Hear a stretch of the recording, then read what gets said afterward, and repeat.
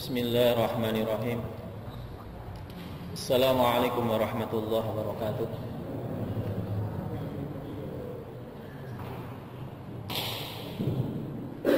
Innal hamdalillah nahmaduhu wa nasta'inuhu wa nastaghfiruh wa na'udzu billahi min shururi anfusina wa min sayyiati a'malina. Man yahdihillahu fala mudilla lahu wa man yudlilhu fala hadiya lahu. Asyhadu an la ilaha illallah wahdahu la syarika lah wa asyhadu anna Muhammadan abduhu wa rasuluh la nabiyya ba'dah. Wa qala Allah ta'ala fi kitabihil karim, a'udzu billahi minasy syaithanir rajim. Ya ayyuhalladzina amanu taqullaha haqqa tuqatih wa la tamutunna illa wa antum muslimun. Ya ayyuhan nasu ittaqu rabbakum alladzi khalaqakum min nafsin wahidah wa khalaqa minha zawjaha wa bassa minhuma rijalan katsiran wa nisaa. Wattaqullaha alladzi tasaaluna bihi wal arham. Innallaha kana 'alaikum raqiba. Allahumma inna nas'aluka ilman nafi'an wa rizqan thayyiban wa 'amalan mutaqabbala. Rabbi ishrah li sadri wa yassir li amri wa hlul 'uqdatam min lisani yafqahu qawli. Amin ya rabbal alamin. Yang kami muliakan Bapak Ketua Takmir dan segala pengurusnya, pengurus DKM Masjid Al-Muhajirin, dan teman-teman yang sudah menginfakkan sebagian hartanya untuk pembangunan masjid ini. Mudah-mudahan Allah Subhanahu wa taala senantiasa membalas kebaikan-kebaikan semuanya, dan juga seluruh jamaah Bapak Ibu yang dirahmati oleh Allah Subhanahu wa taala. Alhamdulillah rabbil alamin. Bersyukur kita kepada Allah Subhanahu wa taala, malam hari ini Allah memberikan kenikmatan kepada kita semua, kenikmatan yang sangat besar, kenikmatan yang sangat mulia, yaitu kenikmatan iman dan Islam, sehingga kita dimudahkan oleh Allah Subhanahu wa taala untuk bisa mengisi waktu setelah sholat maghrib berjamaah untuk duduk bersama di majelis ilmu, belajar tentang sosok mulia manusia pilihan Allah Subhanahu wa taala, yaitu baginda Nabi Muhammad sallallahu alaihi wasallam. Mudah-mudahan dari sekian pertemuan kita belajar kepada sosok mulia ini, yaitu Rasul sallallahu alaihi wasallam, semakin bertambah iman kita kepada Allah Subhanahu wa taala, dan semakin bertambah kecintaan kita kepada Allah kepada Nabi Muhammad sallallahu alaihi wasallam. Hadirin yang dirahmati oleh Allah Subhanahu wa taala, pada pekan kemarin saya sudah membahas tentang salah satu sahabat mulia. Kita masih membahas tentang dakwah secara terang-terangan. Kemarin kita sudah membahas tentang kisah masuknya Mus'ab bin Umair radhiyallahu anhuma. Dan malam hari ini kita akan menyelinginya dengan membahas salah satu tokoh orang Quraisy yang sangat besar dan kuat permusuhannya terhadap dakwah Nabi Muhammad SAW.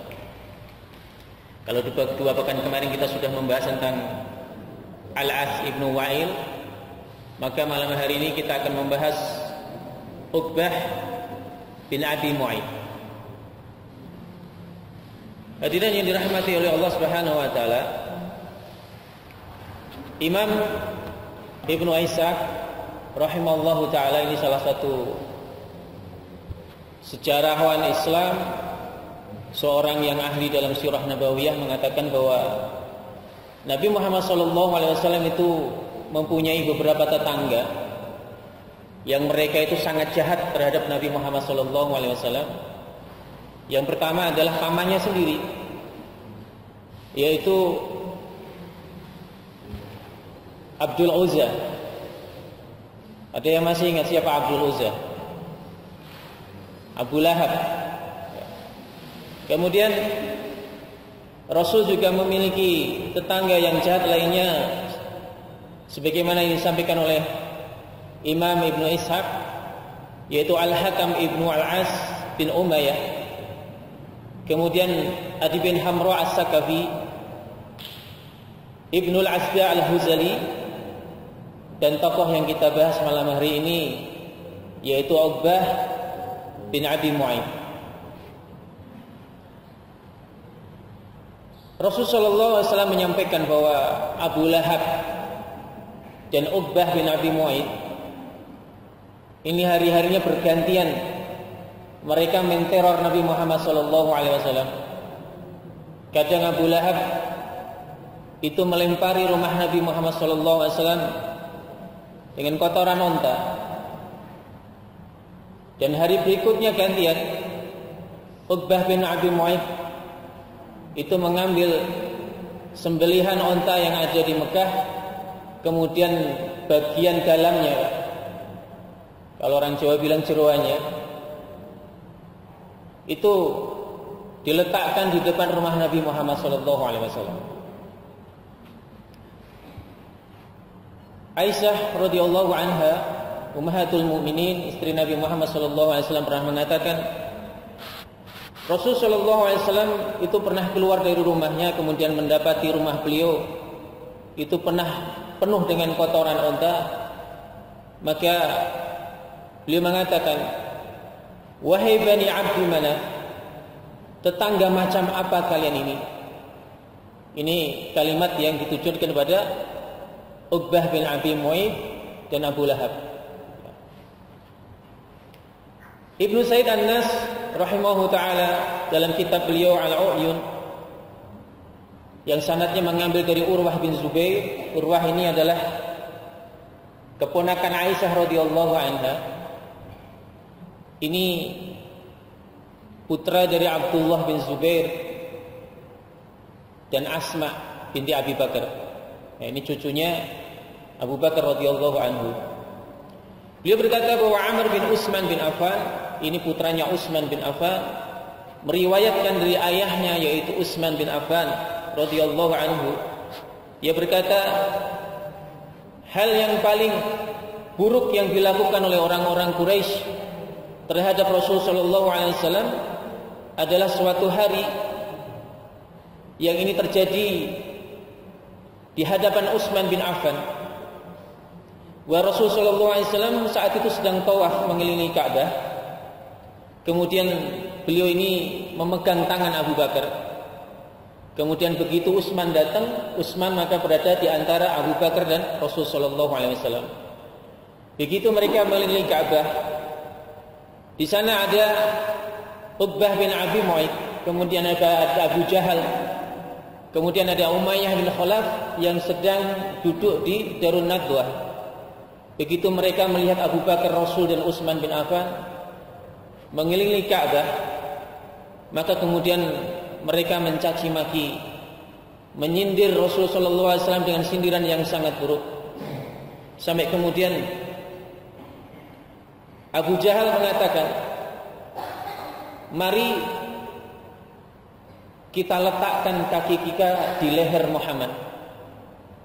Maka kemudian Uqbah bin Mu'ayth mendahului Abu Jahal, kemudian dengan sangat keras dia menduduki Nabi Muhammad SAW sebelum dijatuhkan.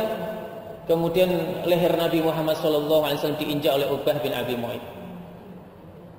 Kemudian disusul oleh Abu Jahal. Tidak berapa lama Umayyah bin Khalaf juga ikut.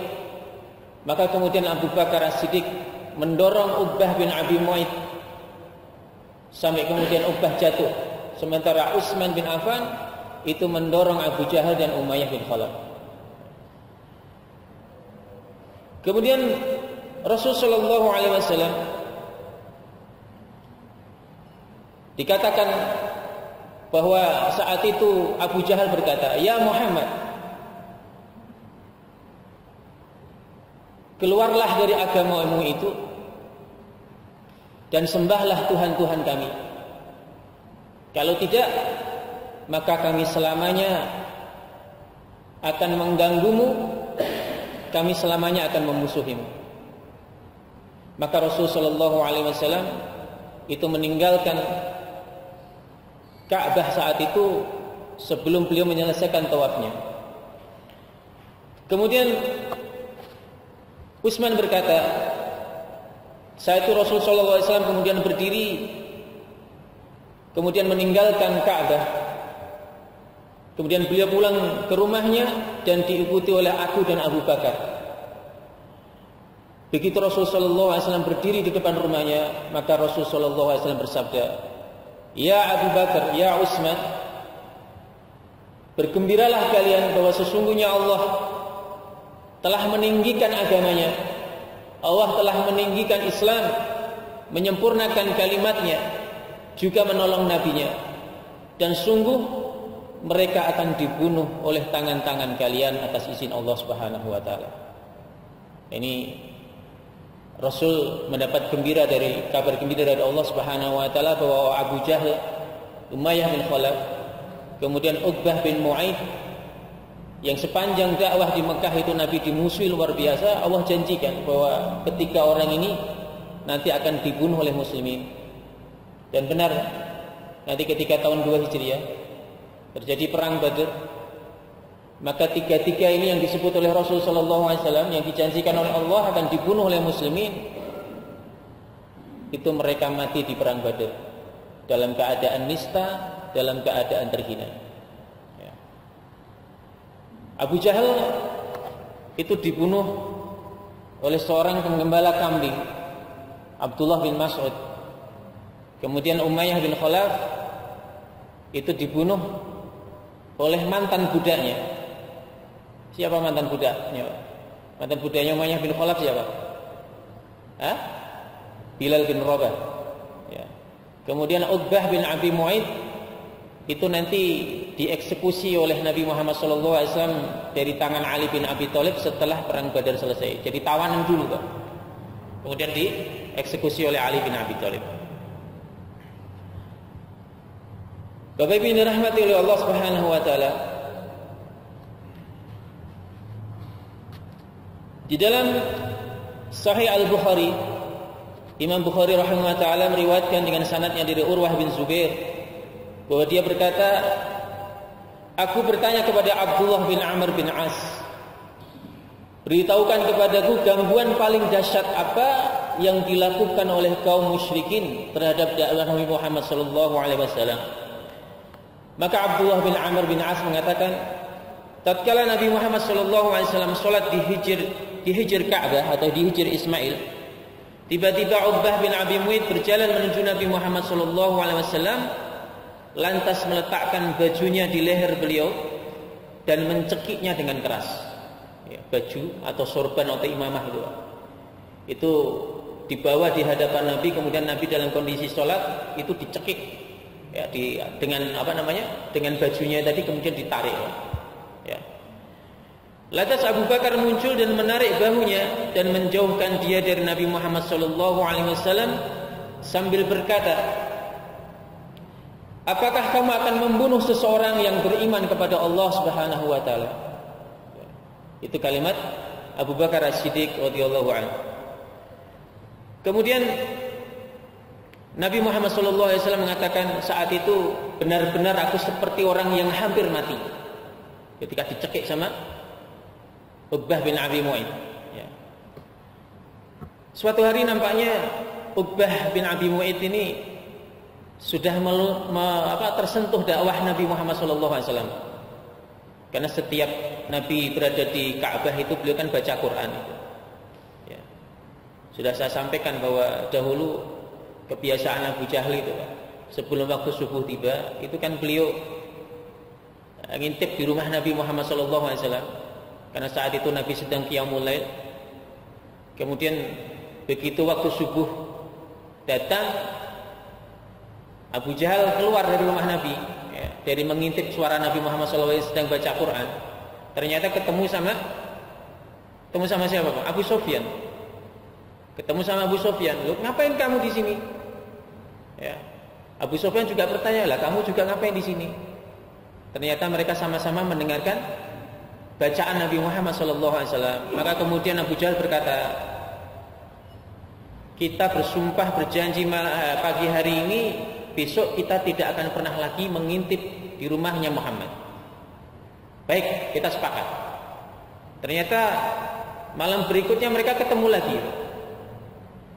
lagi, sedang mengintip mendengarkan Nabi Muhammad SAW sedang ngaji membaca Quran, dan mereka bersumpah kembali, benar loh ya, besok tidak boleh kita datang ke sini lagi. Kita bersumpah ini, jangan sampai kita datang ke rumahnya Muhammad. Ternyata hari ketiganya sama Pak. Ternyata Masya Allah. Jadi Al-Quran itu di telinga orang kafir Pak, itu ternyata ngangeni Al-Quran itu. Jadi kalau ada orang yang mengaku beriman, mengaku Islam, kemudian tidak tumbuh dalam rohnya ini keinginan untuk mendengarkan Al-Quran, bosan membaca Al-Quran, ya maka kita kalah sama Abu Jahal Pak. Betulan itu. Abu Jahal aja kangen dengerin Al-Quran. Maka Uqbah bin Abi Mu'aid ini juga sama. Karena setiap hari Rasul di Ka'bah itu beliau membaca Al-Quran, maka Uqbah bin Mu'aid ini tersentuh dengan dakwah Nabi Muhammad SAW. Maka beliau mulai menghentikan siksaannya kepada Nabi Muhammad SAW. Maka suatu hari Uqbah bin Mu'aid ini mengadakan acara pesta. Semua tokoh-tokoh Quraisy ya, yang ada di Mekah semua diundang. Ya, dari Abu Jahal, Abu Lahab, Umayyah bin Khalaf, termasuk Nabi Muhammad SAW juga diundang untuk hadir di acaranya Uqbah bin Abi Mu'aid. Ketika Rasulullah SAW itu diundang, beliau menolak. Tapi kemudian beliau menyampaikan sebuah kalimat, ya Uqbah, aku mau hadir di undangan pestamu itu asal engkau mau masuk Islam. Kalimat Nabi Muhammad SAW. Jadi orang-orang Quraisy dulu Pak, kalau punya acara hajatan gitu, mereka sudah menyuguhkan makanan, minuman yang enak, kok kemudian tiba-tiba ada tokoh-tokoh Quraisy, salah satu tokoh Quraisy yang menolak, itu bagi mereka aib. Itu memalukan. Malu saya kalau Muhammad gak mau hadir. Maka demi untuk menghilangkan rasa malunya, dia mengatakan kepada Rasulullah SAW, ya Muhammad, aku mau bersaksi, aku mau bersyahadat. Maka kemudian di hadapan Nabi Muhammad SAW, Uqbah bin Abi Mu'aid itu membaca asyhadu an la ilaha illallah wa asyhadu anna Muhammadar Rasulullah, masuk Islam. Ya. Saat itu Pak, dia punya sahabat karib namanya Ubay bin Khalaf. Ini kakaknya Umayyah bin Khalaf. Saat itu tidak hadir di acara pestanya Uqbah bin Abi Mu'aid karena dia sedang berdagang di negeri Syam. Begitu Uqbah bin Abi Mu'aid ini masuk Islam, itu Mekah geger Pak. Termasuk Abu Jahal. Tapi Abu Jahal itu tenang. Kalian gak usah panik katanya. Sebentar lagi dia akan murtad dari agamanya Muhammad.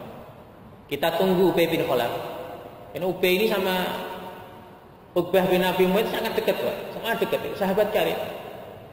Maka begitu Ubay bin Khalaf ini pulang dari Syam, itu segera Abu Jahal menemui.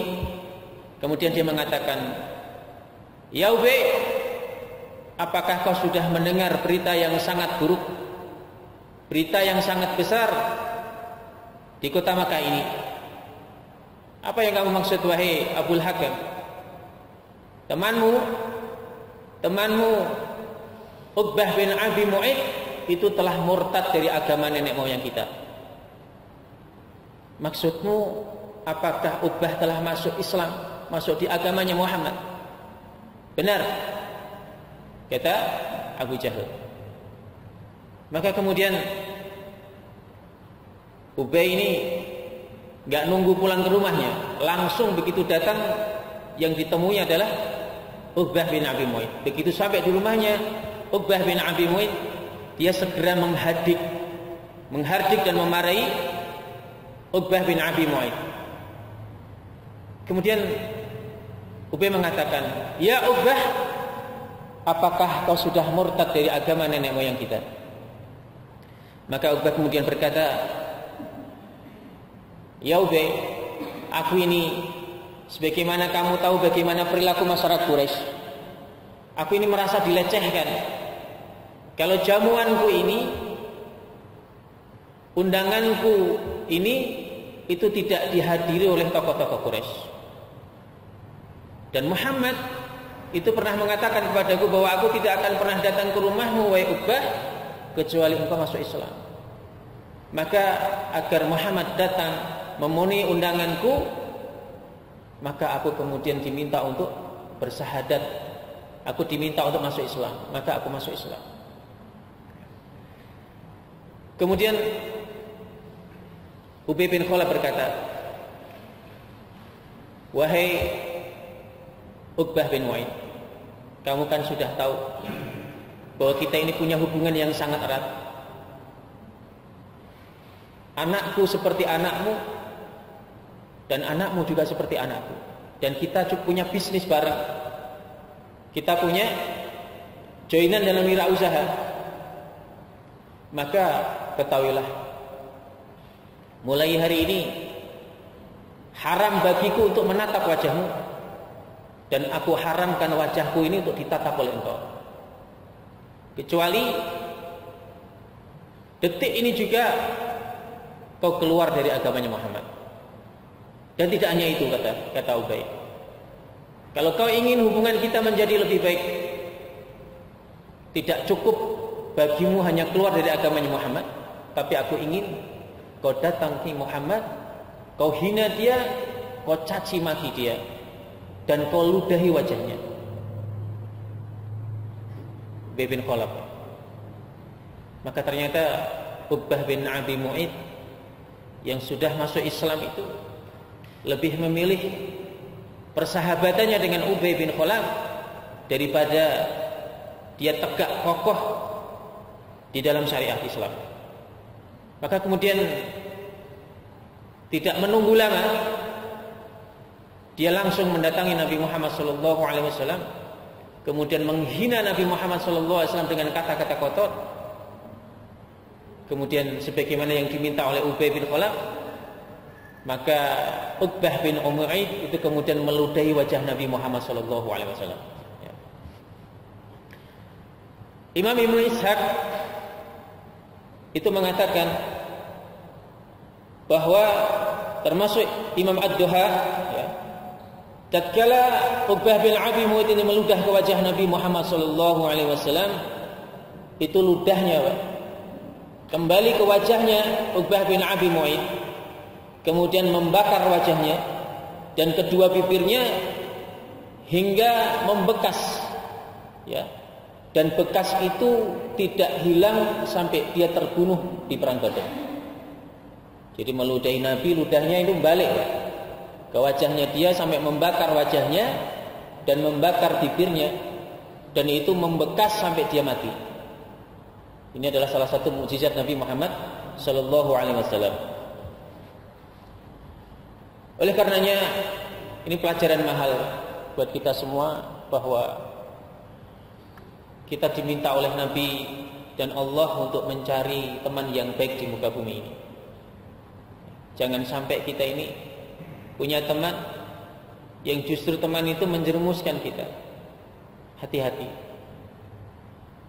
Imam Malik bin Dinar mengatakan, sesungguhnya jika engkau memindahkan batu bersama orang-orang yang baik, kata beliau, itu lebih baik daripada kalian memakan minuman dan makanan yang enak di dalam sebuah jamuan, tapi bersama orang-orang yang buruk. Kita mengangkat batu itu kan, ya, batu itu kan berat, capek, lelah. Itu lebih baik kita mengangkat batu bersama orang-orang baik, Pak, daripada kita makan di sebuah jamuan yang makanannya enak, minumannya enak, tapi bersama orang-orang yang buruk. Itu kata Malik bin Dinar. Ya. Kemudian Allah Subhanahu wa taala berfirman tentang bagaimana kita harus mencari teman yang baik dalam hidup ini. Allah berfirman, innalladzina yu'dzuna Allah wa rasulahu la'anahumullahu fid dunya wal akhirah wa'adda lahum 'adzaban muhina. Allah Subhanahu wa taala berfirman, sesungguhnya orang-orang yang menyakiti Allah dan Rasulnya, Allah akan melaknatinya di dunia dan di akhirat dan menyediakan baginya siksa yang menghinakan. Jadi orang-orang yang berteman kemudian memusuhi Allah dan Rasulnya, itu Allah memberikan jaminan bahwa dia akan menjadi musuh Allah. Kemudian Allah Subhanahu wa taala akan menghinakan dia, akan mengalahkannya dia. Ya, sebagaimana kemarin kita sudah membahas tentang Abu Lahab. Ya. Abu Lahab itu setiap dakwah Nabi Muhammad SAW beliau keluar dari rumahnya menyampaikan kalimat ya ayuhan nas qul la ilaha illallah tuflihun, wahai manusia, katakan la ilaha illallah maka kalian akan beruntung. Setiap Rasul keluar dari rumah berdakwah itu selalu diikuti oleh Abu Lahab. Dan Abu Lahab membalas ucapan Nabi dengan mengatakan, wahai manusia, ini adalah pendusta, ini adalah pembohong, maka jangan ikuti dia, kata Abu Lahab. Jadi yang depan menyerukan tentang kalimat tauhid, yang belakang menyerukan ini pembohong, jangan kau ikuti sambil melempar batu. Tapi apakah yang dilakukan Abu Lahab itu membuat Abu Lahab menang atas Rasulullah SAW? Tidak. Justru Abu Lahab dihinakan oleh Allah, mati dalam keadaan hina, dalam keadaan nista. Bapak Ibu yang dirahmati oleh Allah Subhanahu wa taala, maka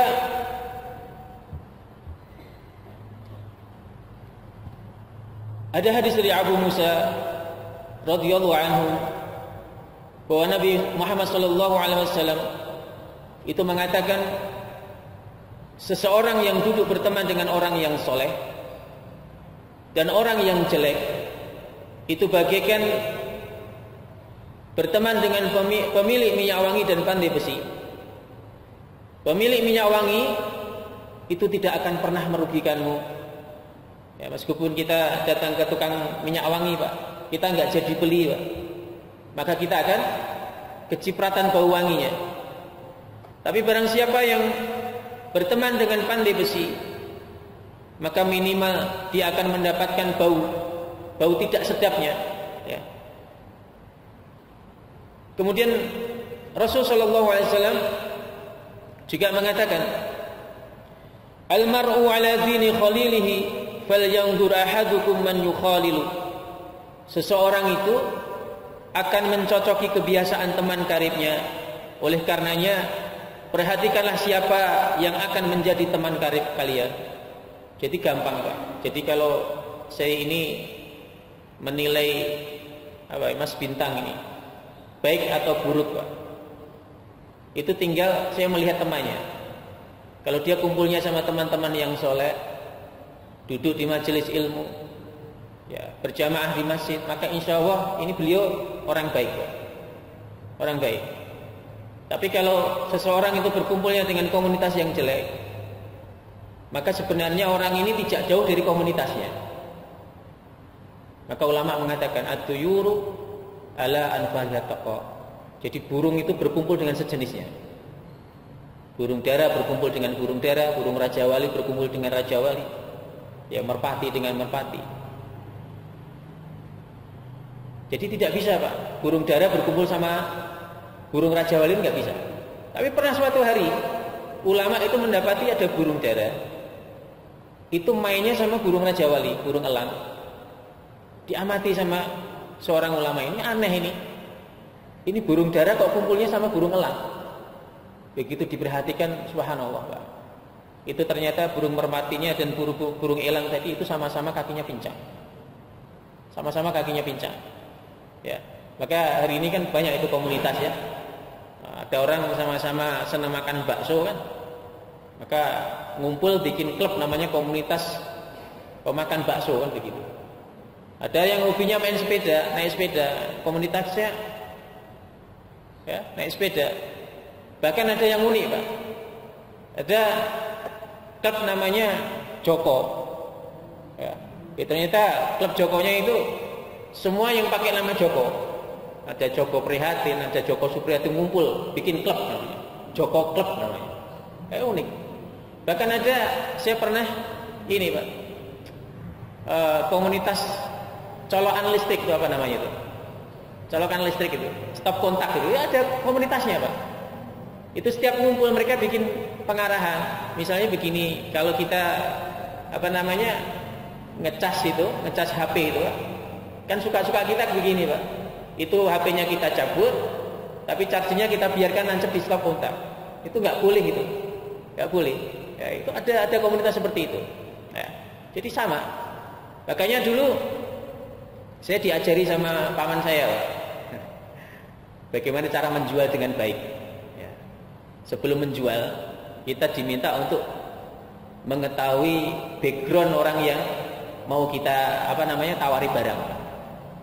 Kalau orang itu suka sepak bola, maka kita harus punya ilmu tentang sepak bola biar nyambung. Betulan, Pak. Ini bisa dicoba ini, teman-teman yang pernah punya profesi salesman itu harusnya begitu. Ya. Jadi punya sesuatu, punya kesukaan yang sama, itu akan memudahkan, ya. Orang yang satu suka bola, yang satu enggak nyambung, enggak nyambung, ya. Makanya ini pentingnya teman seperti ini. Oleh karenanya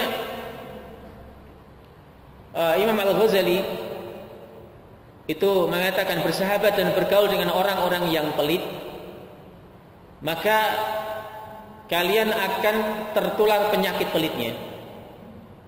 Tapi kalau kalian ini bersahabat dengan orang dermawan, maka kalian juga akan tertular sifat dermawannya. Ini pentingnya teman. Oleh karenanya para ulama ya ini memiliki nasihat yang luar biasa. Salah satunya adalah ulama Fudail bin Iyad. Itu beliau menyampaikan begini: kalau saya ini lagi sedih, banyak masalah, punya kesulitan-kesulitan yang saya tidak punya solusinya, itu beliau cukup datang kepada temannya ahli ilmu, Pak. Itu cuman melihat wajahnya. Begitu saya melihat wajahnya, maka seakan-akan kesulitan saya itu hilang. Beban yang menghimpit jiwa saya itu hilang. Ibnu Qayyim Al-Jauziyah, itu salah satu guru beliau adalah Ibnu Taimiyah. Itu beliau mengatakan, saya ini setiap saya sedih, punya masalah besar, saya datangi guru saya, hanya duduk di sampingnya kemudian melihat wajahnya, Pak. Itu belum diberi nasihat loh, Pak. Belum diberi nasihat ini. Cukup melihat wajahnya, itu kesulitan itu sudah hilang. Maka ini pentingnya kita berkumpul dengan orang-orang yang soleh, orang-orang yang baik, orang-orang yang bisa memberikan nasihat kita kepada sesuatu yang baik, Pak. Oleh karenanya dulu Rasulullah SAW itu ketika terjadi perang Uhud, Pak, banyak sahabat-sahabat penghafal Al-Quran yang terbunuh, yang menjadi syuhada di Uhud. Kemarin sudah kita bahas bahwa kemuliaan orang penghafal Al-Quran itu, Rasul bertanya sebelum itu kan lubang kubur itu satu kuburan bisa dipakai 2-3 mayat. Itu sebelum dimasukkan di lubang kubur, itu Rasul bertanya, siapa di antara fulan dan fulan ini yang hafalannya paling banyak? Maka yang didahulukan dimasukkan itu orang yang hafalannya paling banyak, Pak. Kemudian yang menarik, Pak, masukkan di dalam satu kubur ini orang yang di dunia mereka itu bersahabat karib. Bersahabat karib, dimasukkan. Salah satu contohnya adalah Amr bin Jamuh, ya. Kemudian disatukan dengan Abdullah bin Maslamah. Ini ayahnya Jabir bin Abdillah. Masukkan dalam satu lubang. Karena mereka di dunianya bersahabat, dan Rasul berharap persahabatan mereka itu sampai di akhirat, di surga mereka bersahabat. Ya. Luar biasa. Dan ini dicontohkan oleh para sahabat Nabi Muhammad SAW. Suatu hari Umar ini kangen, Pak. Kangen sama sahabatnya. Dan sahabatnya ini adalah Abu Ubaidah bin Jarrah. Ini orang yang sangat dikagumi sama Umar. Jadi Umar itu orang yang mengagumkan, tapi dia ini sangat kagum dengan Abu Ubaidah bin Jarrah. Dan Abu Ubaidah bin Jarrah ini satu-satunya sahabat yang dijuluki Nabi Amin hadhil umat. Jadi orang terpercaya umat ini itu Abu Ubaidah bin Jarrah. Kangen Umar itu sama sahabatnya. Bahkan para ulama mengatakan seandainya Abu Ubaidah bin Jarrah itu masih hidup ketika Umar sudah wafat, maka yang menggantikan Umar itu Abu Ubaidah bin Jarrah. Tapi karena Abu Ubaidah ini mendahului Umar, ketika Umar meninggal itu Abu Ubaidah sudah meninggal tuh. Maka kemudian yang diangkat adalah Utsman bin Affan. Malam hari itu Pak, sebelum beliau berangkat ke Syam, itu nggak bisa tidur. Ya, kita dulu kan pernah waktu kecil tuh kalau esok harinya dikabari mau piknik, malam harinya nggak bisa tidur ya Pak ya. Itu Umar malam harinya nggak bisa tidur Pak, gara-gara esok harinya pengen ketemu sama Abu Ubaidah bin Jarrah. Padahal perjalanan Madinah ke Syam itu bisa 1 bulan sampai 40 hari Pak. Ya, itu dengan transportasi paling cepat hari itu kuda atau unta. Maka begitu ketemu dengan Abu Ubaidah bin Jarrah, itu berdua sama-sama berurai air mata. Pernah kita begitu Pak? Ketemu sahabat kita, sahabat satu iman, ya. Kemudian lama nggak bertemu, salaman, berangkulan, berciuman sampai berurai air mata. Pernah kita seperti itu. Masya Allah. Ini sampai kemudian Umar mengatakan, ya Abu Ubaidah, aku ingin mampir ke rumahmu. Kata Abu Ubaidah, jangan Amirul Mukminin, kamu pasti kecewa. Umar ternyata memaksa Pak. Begitu memaksa maka kemudian Abu Ubaidah mempersilahkan Umar untuk datang ke rumahnya Abu Ubaidah bin Jarrah yang saat itu menjadi gubernur Syam. Gubernur Syam, bayangkan, gubernur Syam. Begitu masuk ke rumahnya Abu Ubaidah, itu tidak ada yang dilihat oleh Umar kecuali hanya sebuah pedang, sebuah perisai, bejana untuk wudhu, dan mangkok untuk makan. Cuman itu hartanya Abu Ubaidah bin Jarrah. Itu tambah nangis Umar.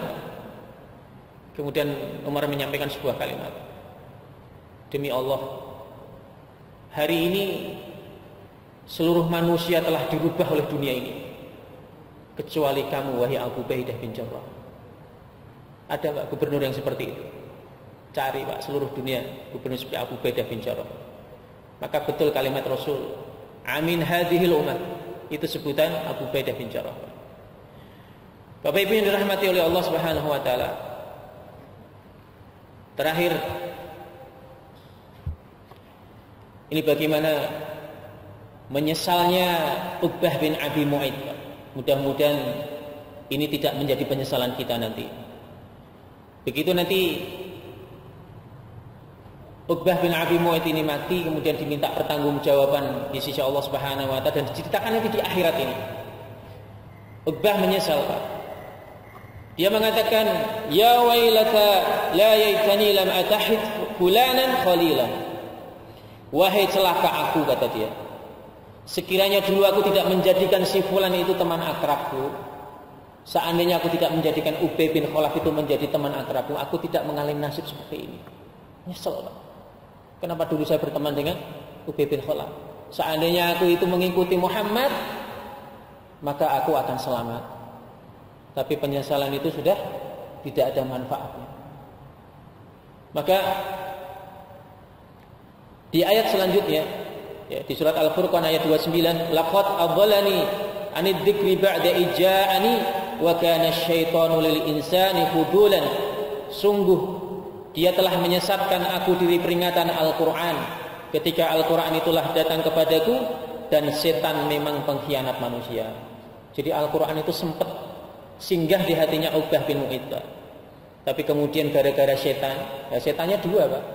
Setannya ya Ubay bin Khalaf itu dan setan sesungguhnya. Ya. Maka kemudian dia berpaling, kemudian meninggalkan agamanya Nabi Muhammad sallallahu alaihi wasallam. Bapak Ibu yang dirahmati oleh Allah Subhanahu wa taala, nanti tolong Dibuka surat Hud ayat 42, Pak. Ini juga penting. Ketika Allah Subhanahu wa taala berfirman, "Wa hiya tajri bihim fi mawjin kajibal, wa nada nuhunnahu wa kana fi ma'zil, ya bunayya arkam ma'ana wa la takum ma'al kafirin." Ini bercerita tentang kisah Nabi Nuh alaihissalam dan anaknya. Allah berfirman, dan kapal itu berlari yang membawa mereka ke dalam gelombang laksana gunung-gunung. Dan Nuh memanggil anaknya, "Ya bunai, ya, yarkam ma'ana wa la takum ma'al kafirin." Wahai anakku, ya, naiklah ke kapal ini bersama kami dan janganlah engkau bersama orang-orang kafir. Yang menarik di kalimat terakhirnya itu, Pak. Ya, apa namanya? Wala takum ma'al kafirin, dan janganlah kamu bersama orang-orang yang kafir. Tapi Nabi Nuh tidak mengatakan janganlah kamu kafir wahai anakku. Tapi yang dikatakan janganlah kamu bersama orang-orang kafir. Karena apa? Karena Nabi Nuh alaihissalam tahu bahwa anaknya saya itu masih kafir, Pak. Masih kafir. Ya. Dan Nabi Nuh tidak mengatakan janganlah kamu kafir. Tapi Nabi Nuh cukup mengatakan, "Nak, janganlah kamu bersama orang-orang kafir, tapi bersama ayahmu naik ke kapal ini." Karena sesungguhnya Allah Subhanahu wa taala itu akan menolong orang-orang yang dirahmati oleh Allah Subhanahu wa taala. Jadi Nabi Nuh tidak mengatakan yang naik kapal ini itu akan selamat, enggak, Pak. Tapi yang selamat adalah orang-orang yang dirahmati oleh Allah Subhanahu wa taala. Kenapa Nabi mengatakan seperti itu? Karena begini, kamu enggak apa-apa kafir, Pak, Nak. Tapi kamu naik bersama kami. Karena kami ini orang beriman. Supaya apa? Kamu bisa melihat betapa bahagianya orang beriman. Kamu bisa melihat akhlaknya orang beriman. Kamu bisa melihat kebaikan-kebaikan orang beriman. Sehingga dengan kamu melihat kebaikan-kebaikan orang beriman, ayahmu berharap, nak, kamu masuk Islam, kamu beriman. Tapi ternyata anaknya tidak mau, Pak. Anaknya lebih memilih bersama orang-orang kafir. Jadi ini bahayanya, ya, kita hidup di dunia ini duduk bersama orang-orang yang tidak baik. Oleh karenanya, mohon maaf, Bapak Ibu, kakek nenek yang hari ini punya anak dan cucu, Pak, tolong diperhatikan anak cucu kita. Dengan siapa mereka bergaul, Pak. Dengan siapa mereka bergaul. Karena ketika mereka hinggap di tempat yang baik, maka dia pulang akan membawa sesuatu yang baik. Sebagaimana lebah, Pak. Lebah itu kan hinggapnya di tempat yang baik, maka yang dikeluarkan akan baik. Tapi kalau dia hinggapnya bersama orang-orang yang buruk, berteman dengan orang-orang yang buruk, Pak, yang dibawa ke rumah juga sesuatu yang buruk. Ya, maka kita harus pantau terus anak kita. Karena kita punya kewajiban, apalagi seorang ayah. Ya ayyuhalladzina amanu qu anfusakum wa ahlikum nar. Jadi kita itu tidak hanya kita saja yang masuk surga, Pak, tapi kita punya tanggung jawab besar untuk membawa anak keturunan kita menuju surganya Allah Subhanahu wa taala. Mudah-mudahan kisah dari Uqbah bin Abi Mu'aid memberikan inspirasi buat kita semua. Mudah-mudahan Allah jaga kita, jaga keluarga kita.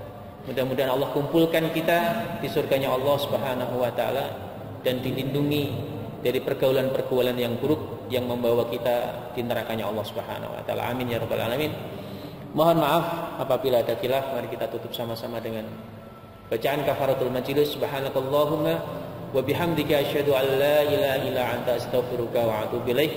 Wassalamualaikum warahmatullahi wabarakatuh.